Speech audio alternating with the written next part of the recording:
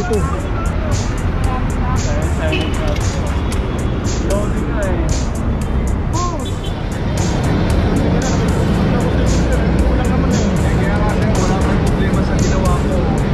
Pag pinarada mo, na kung saan pwede tayo magparada. Ngayon po, 2023 na, sumunod po tayo sa batas trapiko. Huwag po tayo maging pasaway. Yun lang po, salamat.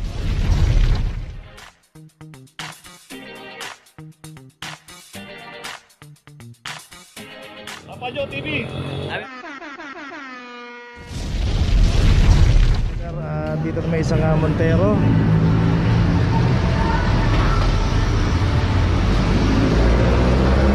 Camera 002.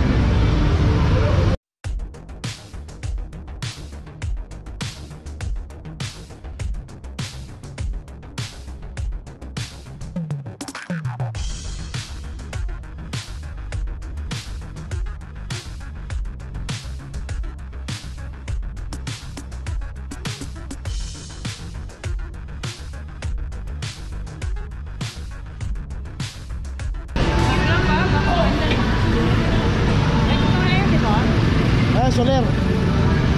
Corner lang Soler.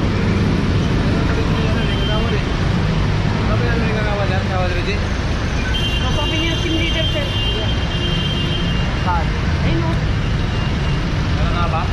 Ayun po. Ay, kagawad daw to. Ayun, meron na rin notice.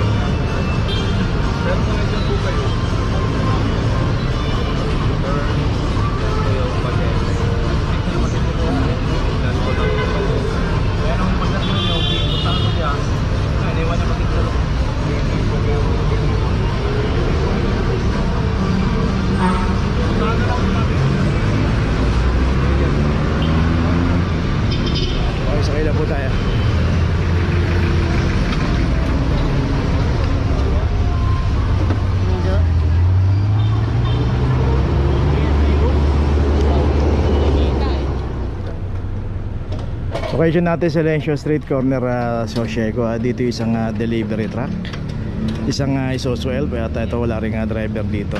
2315. Dito nga makikita natin sa kahabaan ng Silencio, napaka malalaki po yung mga lote ng bahay rito. At malalaki rin po yung mga garahe. Kaya nga po dito mini-maintain po ng barangay na zero obstruction.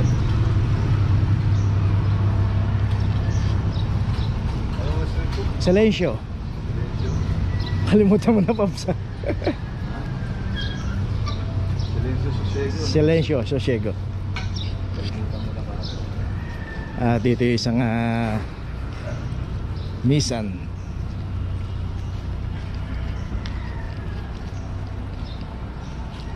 Isang Nissan Almera 001.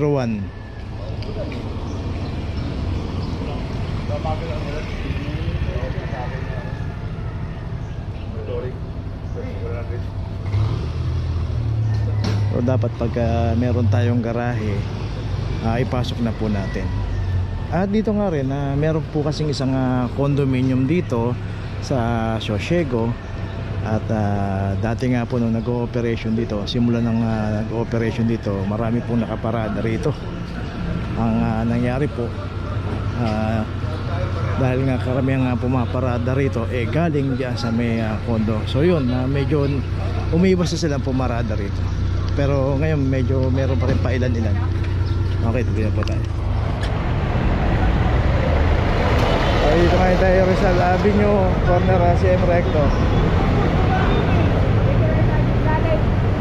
Eh, na pa ako nakatayo eh. Wala lumalakad. Isang taxi 2347 42.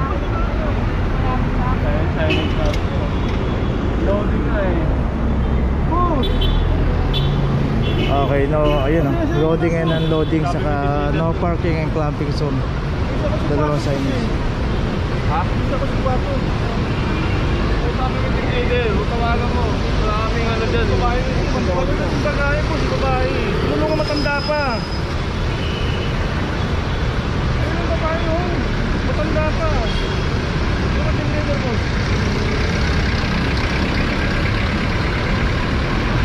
Kuya, ako sabi mo yung team leader. Ano ka naman? Sino ko ba boss?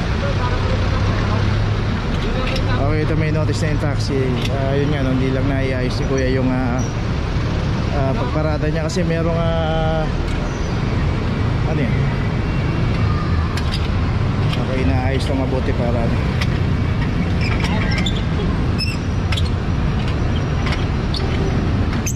Okay, sinikipan lang mabuti.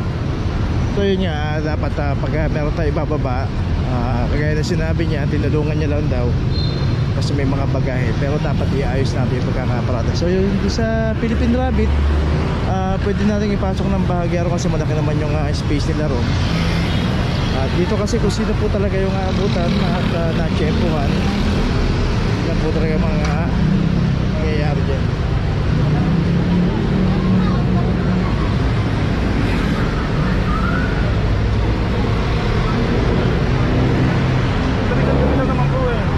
Nakita mo ba yung signages dito, sir? Nakita nyo ba yan? No parking, di ba? Nakakasad naman po eh. Matanda po. Nagsabi natin nakakasad yan. Nasa bawal po tayo. Kaya nga tayo may signages dito. Dapat pinasok na natin. Ngayon sa laro po, sir. Doon na lang tayo magkipagano sa pwede daw sabi mo, sir. Hindi ko pwede ko sabi nyo. Nasa bawal yan. Kaya nga sir, wala kang problema sa ginawa ko. Pag pinarata mo, sumalik ka. Yan tayo na. Pinibig ko naman eh. Wala na nakasip lang sa dahil dito sa office na ito. Yan lang yan sir. Pero wala pa po akong pera. Wala pa talaga ako. Hindi aabot ang pera ko sir. Mag-iusap pa lang ako.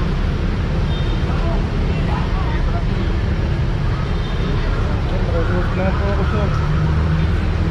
Sugad yan. Okay, ayan, maabante na, sakay na tayo.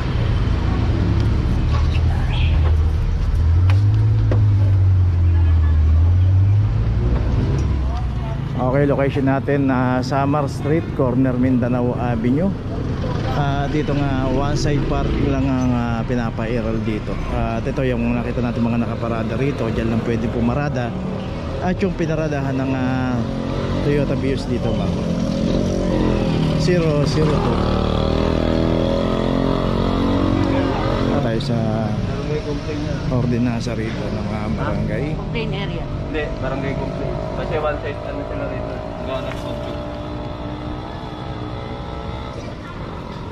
So pag alam natin mga one side parking lang, wag po tayong sumuwal sa utos, lalo na rito, no?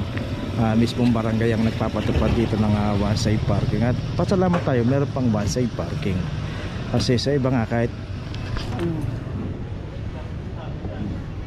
sa iba nga wala pong one side parking. Kaya wag na lang po tayong lumabag para hindi po tayo maabala. Okay, tuloy na po tayo.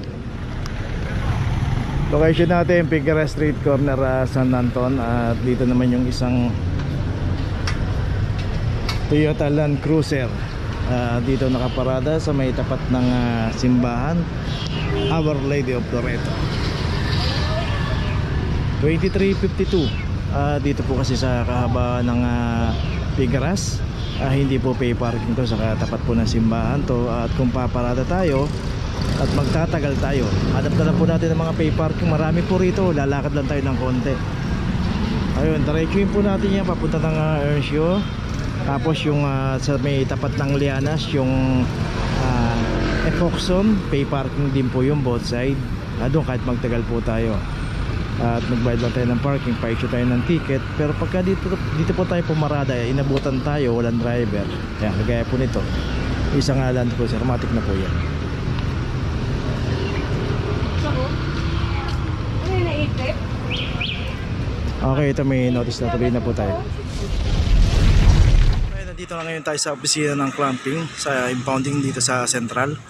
Dito na po nagtatapos ang ating vlog. Maraming salamat po sa mga subscriber, sa mga viewers, sa mga napadaan po sa ating channel. Maraming salamat po sa mga suporta nyo. Sa mga hindi pa po nakakapag-subscribe, subscribe na po tayo mga kabayan. Maraming salamat po. Mabuhay!